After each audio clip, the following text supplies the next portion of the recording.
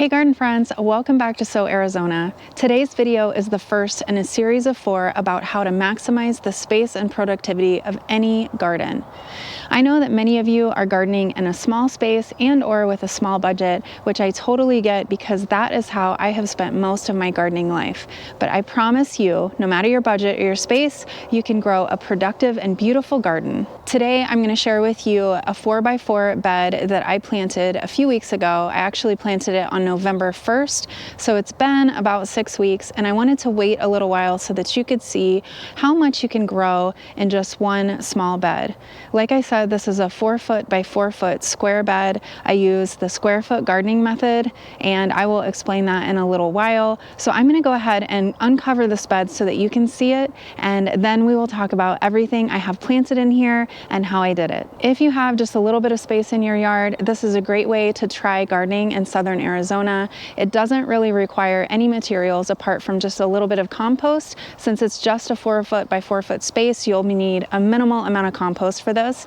And then of course, a little bit of work to dig the bed. But apart from that, you don't need to have any kind of construction skills or experience because you're just digging it right in the ground.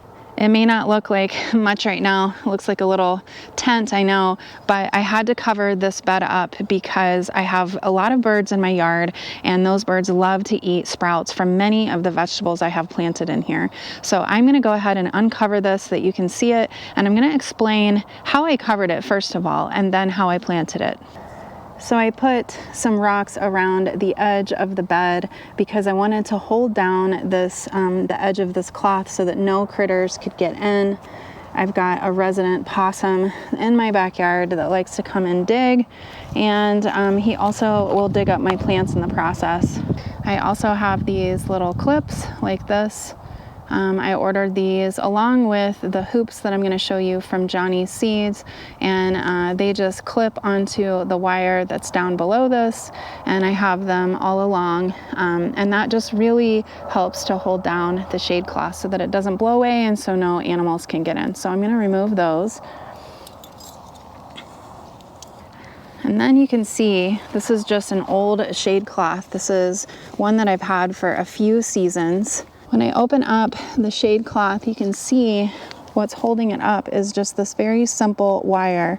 And this is actually just a straight wire. I bought these from Johnny's Seeds too. It came in a really big package. This is enough to just hold this above this 4-foot bed. I forget how long they are. I will put it on the screen.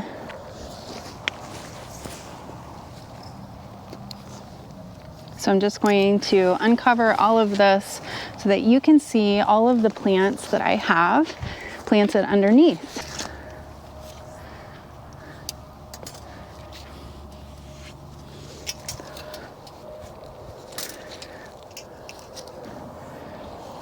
So if I remove that, hopefully you can see this is just a straight, very flexible, bendable wire. I use these wires for all kinds of things. They work really well in these beds. If I just have in my long beds just a little plant or a little space that I need to cover, I can just cover in spots rather than having to cover the whole bed, which I really like. I also really like using these wires for my stock tank garden because they fit perfectly in there. I just put about 3 of them across, and then I can drape a shade cloth or a row cover or a frost cloth over that, and it works perfectly. So I love the temporary nature of them and also the reusability. I bought them one time and I really don't think I'll ever have to buy them again. Now I'm over here next to my compost pile and all of my garden debris that I pulled out of the garden at the end of the summer that is waiting to dry out so that it can get shredded and used for mulch and in the compost. But I came over here because I wanted to show you an alternative to some of those hoops. In case you're on a really tight budget and you don't have the money to buy those hoops, you can use other things that you may have lying around in the garden. So if you think ahead as you're pulling out some of your old plants, there are a few things like this is a sunflower stalk. So I kept this sunflower stalk. This is pretty big. It's a couple of inches in diameter, about the size of green garden stakes. and it's pretty long. So I could technically use this and just stick it into the corners. I could do 4 in every corner and maybe a couple in the middle, and then I could use these as stakes instead of those hoops, or instead of like those green garden stakes that you can buy. So if you don't have stakes or hoops and you don't have the money to buy them, maybe try saving some of your old garden stalks. So these work really well. You could probably get 1 or 2 uses out of these, and then they may start to break down and you'll just have to compost them, but that is a great way to utilize your waste. And then an alternative to the row cover could be an old garden sheet. I've used old white garden sheets and they've worked really well in place of a row cover because they allow the light to penetrate, not so much the rain or the moisture, so you will have to water them underneath, but garden sheets are a really good option if you've got an old one laying around, or maybe you could try buying one from Goodwill. They may have some available. I'm going to replace these edging rocks so that it looks nice and tidy.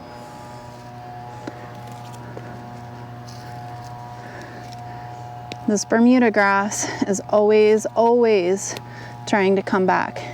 If there is a nuclear war, there will be Bermuda grass and cockroaches left. I'm certain of it. Not all of these plants have reached maturity yet, but several of them have, and I've actually been sneaking little harvests out of here, particularly the radishes, because I just could not wait. They were too cute and ready to go, and so I did sneak some of them out. But with this 4x4 bed, my goal was to make a salad garden, and I wanted to have things that would mostly go really well together if I picked them and I threw them all in a bowl. So I have things like lettuce and radishes and carrots and herbs and lots of other things that I'm going to show you next. And so I chose varieties that were compact. I chose varieties that would go well in a really small bed like this, or a container, or a raised bed. If you only have one space, then this would be a really good idea, because you could have access to fresh greens and herbs and things like that throughout the winter season while it's cool, even if you don't have a lot of space. First off, I have these peas, and these peas are an heirloom variety. I got them from Baker Creek, and they're called the Tom Thumb pea. And these peas are really adorable because they will not get a whole lot bigger than this. They get to be about 6 to 8 inches tall, a very petite and compact pea, but they have really beautiful and sweet peas on them that I think go really well in salads. So I put these Tom Thumb peas all along the front. I did plant these in a flower pot last year on my windowsill, and they did really well. So that's another idea for those. I have some spinach in here, and I've got some lettuce. So this is the Tom Thumb Butterhead lettuce, and that is from Territorial Seeds. And I really like being able to mix green and red. And this is another very small type of lettuce, and this is called Pomegranate Crunch, and that's a romaine type of lettuce. And then I have over here some arugula. Another word about lettuces: if you're growing lettuce, you can do something called cut and come again.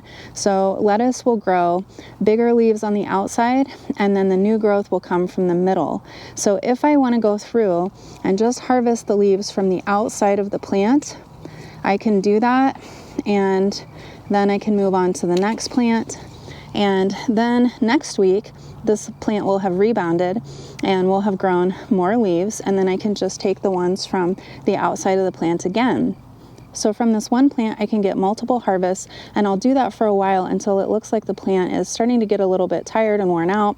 It may start to bolt, it may get a little bitter, and then I know that I need to pull it and replace it with new plants. So that's another way you can maximize your space. I can do the same cut and come again with this arugula for quite some time, and this kale and the Swiss chard is going to be a really nice plant because I'm going to be able to harvest that pretty much indefinitely until it gets too hot later on this spring and it starts to bolt. But that is a really nice plant because it just keeps growing and producing new leaves.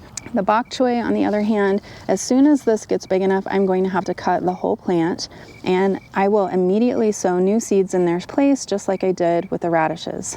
I've also got some beets, and these are not quite ready yet, but they are a very small beet called a red robin beet, and they go really well in salads. And I have these carrots, and these are called little finger carrots, and they only reach about, I don't know, 3 to 4 inches. So those are a great option for a container or any kind of a small space. And I have this Parisienne carrot. Now you can see sometimes this happens, and if you get poor germination, you can see the difference between this side with these carrots and right next to them, these carrots did not germinate very well. And sometimes that happens, so don't be discouraged. Carrots can be a little bit tricky. You've got to keep that soil moist at all times, and sometimes, you know, they're just a little bit harder to get to germinate. So I will resow those. And here I have some bok choy. This is a really small variety of bok choy. It actually won't get much bigger than this. It's about the size of my palm. And I think you pronounce it Hedou bok choy. This is from Baker Creek. And as always, I will put the names of these on the screen. Now, these 4 plants, I've got a kale, I've got 2 Swiss chards, and then on the other side, you might not be able to see, is another kale plant. Now these I purchased from a local garden center because I wanted to have something that was ready to go basically right now. But what I did to try to utilize the space before they got a little bigger is I sowed some radishes around the base of these. And sowing small plants that are very quick to grow to maturity, like radishes or lettuce, around the base of bigger plants that are still pretty small and still growing is a great way to use the space around the base of that before they get big, too big to shade out anything else. And so I got a crop of radishes before this kale got too big and too shady. If we look on the other side here, you're gonna see no radishes, and that's because this is where I've been sneaking some harvests for our salad, but they are ready to go. This is a French breakfast radish. Let me just harvest this for you so that you can see. Look how beautiful that is. It's got white on the bottom, and it kind of has a gradient to pink on the top. And I love these radishes. These are one of my favorites. Super quick to grow. You could probably get a harvest from these in 3 weeks, so very quick. Here is that Swiss chard. Just look how lovely that is. The garden center that I bought it from had, I think, multi-sown the seed cells. So there's like a yellow variety. You might be able to see it better on the back. Really beautiful yellow variety.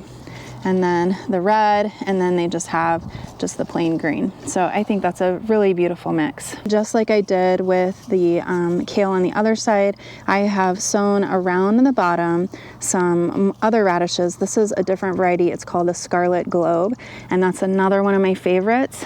But just as the kale is starting to get too big and to shade it out, it'll be ready to pull those. So I will have been able to maximize that space even more.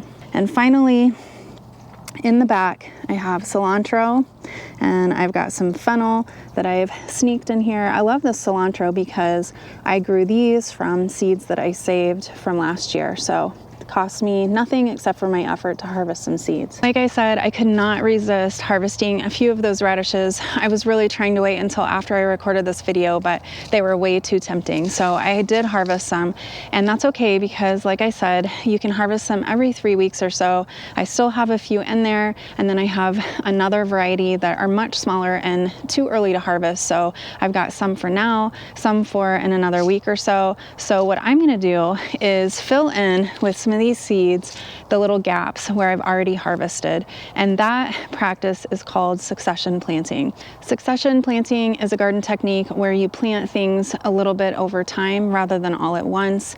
That is really good for gardeners because it's less overwhelming. Instead of having all of the radishes ready all at the same time, who can eat like 20 radishes at a time? I don't think I can. I could maybe eat, 5 to 10 in a week if I share with my family. So I don't want to have too many radishes at once. So what I like to do is sow just a few every week. So I will sow maybe 10 or so this week, and then next week I'll sow another 10, and so on. As I pull those radishes out of the soil, I can immediately drop in a radish seed so that they will be ready in another 3 weeks. And that way it takes me a lot less time to plant, just a little bit at a time rather than having to do huge rows all at once. And also it spreads out the harvest so that I'm not overwhelmed by too many radishes or whatever variety at the same time. Let's just go ahead and sow some of these. These are the early Scarlet Globe. So remember, I harvested a French breakfast radish, so these are a little bit different, and that's okay. I'm out of French breakfast radish seeds right now. I need to order some more, but I do have these, so these are going in their place.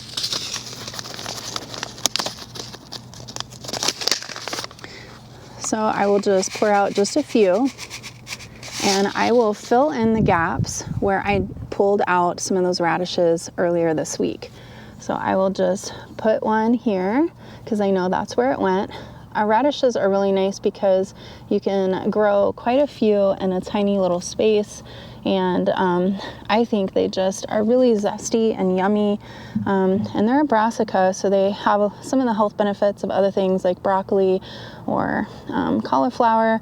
So I'm just going to sow around there because as I've harvested this kale, it's not casting as much shade right here, so this is a really good spot still to utilize the space around the base of the plant and get more produce out of one little space. Square foot gardening has been around for a long time. If you're new to gardening or you've just never heard of it, let's go over it briefly. It was introduced in 1981 by Mel Bartholomew when he published his book, Square Foot Gardening. Instead of growing in long, straight rows, he focused on doing a 4x4 foot design so that he could maximize the space and not have to waste with wide paths. Bartholomew increased productivity through practices such as amending the soil, succession planting, as we already talked about, and intercropping. And just as you saw in my square foot garden, intercropping is the practice of growing 2 or more varieties of vegetables or flowers or herbs in the same space. The goal is to maximize space, increase productivity, and to increase the health of plants and the natural ecosystem in your garden by luring beneficial insects through habitat creation and through providing food sources for them like flowers and pollen and even the pests that they need to prey on. And as you can see with my 4x4 foot bed, intercropping is particularly useful in small spaces because you can plant many varieties even though you have a small space. If you decide to do a small space garden, whether it be in the ground or in a container or in a raised bed, you can practice succession planting yourself. That will help spread out your harvest and make it a little bit more time efficient. One really important thing that you want to think about when planting different varieties of plants together is the size of their root systems. And plants are not all created equally. You may have lettuce that occupies the first 6 to 12 inches of soil, and then on the other end of the spectrum, you can have things like tomatoes that are 2 to 3 feet down. So those roots are occupying different zones. And that is important to consider because when you grow plants close together, they are going to be competing for resources like moisture, nutrients, and light. So if you're growing plants in a very close space, you can oftentimes get away with that if you plant varieties that have different size root systems. So if I'm going to be planting my carrots right there and it's a full-size carrot, that carrot is going to send one major root all the way down to about 12 inches. If you're growing carrots next to lettuce, it's going to work out really well because the carrot is going to be down to about a depth of 12 inches, whereas the lettuce will only be 6 to 8 inches in that first layer of soil. So they will not be competing with one another as much for nutrients and moisture as, say, maybe a tomato plant that's about 2 to 3 feet down, and then another plant that's also sizable like a pepper plant or an eggplant. You can also think about growing things that have more lateral root systems like celery. So really what you need to do as you're planning your small space garden, if you have certain varieties in mind, just do a quick Google search and figure out what that rooting depth is to make sure that they're going to play well together. Another thing that you need to consider when planting things in close proximity to one another is the height at maturity, because you don't want things to shade out other things. For instance, if I was going to plant lettuce seeds underneath my kale plants, kind of like I was telling you about with my radish seeds, I need to do that while the kale plant is much smaller, because as it grows bigger, it's going to provide a lot more shade to the soil beneath it, and then those lettuce seeds are not going to do well because they won't get the light that they need. So just consider the size of the plant at maturity and the root systems. The third thing you want to think about when starting a garden and planting in a small space is amending the soil, and that is going to ensure that your plants have the nutrients they need. If you're gardening in a really small space, that soil is going to get depleted a lot faster than it is if your plants are spread out further apart. So what I do is I just add a couple of inches of organic compost to the top of my garden beds each season so that I know my plants have the nutrition that they need. The beds I'm using are a hybrid version of the 4 foot by 4 foot square foot gardening method and a technique called basin beds. And basin beds were a gardening technique used by a lot of indigenous peoples in the Southwest, and that is because they are great at conserving moisture. So what I did in the beginning is measure out my squares, and then I dug down 6 to 8 inches, removed about half of the native soil, and then mixed back in some compost. And those beds were recessed, which means that they were lower than the soil surface. The benefit of this is that when I water my garden beds, the water doesn't just run off. Since it's lower than the soil line, it kind of holds it in like a flower pot. So I really like this method, and it's a great way to do a garden in ground in Arizona where we have really low rainfall and really hot summers. You can grow large plants like tomatoes in one of these beds, but you can also grow much smaller plants. And the way you do that is by measuring out squares inside each one of these 4 by 4 beds. They will be about 1 foot by 1 foot, so you get a total of 16 squares. You can plant 1 tomato in a 1 foot square, or you can plant 9 green beans in a 1 foot square. So you can get a lot of plants in one of these 4 by 4 beds. And I made a garden grid. I've shared this before, but I'm going to share it again because people seem to really find it helpful. I made a garden grid out of 4 foot green garden stakes, and I measured out 1 foot sections and I marked it with a permanent marker. I zip tied each one of those garden stakes according to the lines that I had measured and marked so that the grid was perfect 1 foot by 1 foot squares. And then I can lay that down in the garden bed. I can plant my plants, and then when I'm finished, I can move that grid to the next garden bed. So I only had to build one of them, and I don't have to measure over and over again. It's really quick. So I highly recommend doing that. If you're wanting to garden in a small space or on a small budget, I would highly recommend this book. About 15 years ago, I found it at my local library, and that is when I first learned about this method. And later on, I was able to purchase it really cheap at a local used bookstore. So I really like doing that with books. I'll check them out of the library first and make sure I like them, and then first I will try to find them used if I can. The square foot gardening method has a website that you can get on, and you can look at their example garden plans. It shows you different combinations of plants and how much space they need. So I think that's really helpful. I'll leave that in the description box below, as well as a link to the book in case you want to try to check that out for yourself at your local library or to purchase one of your own. I will be back very soon with part 2 in this series on how to plant in a small space by utilizing raised beds. So stay tuned for that. Thank you so much for watching. I'm Kara from So Arizona. Until next time, happy gardening.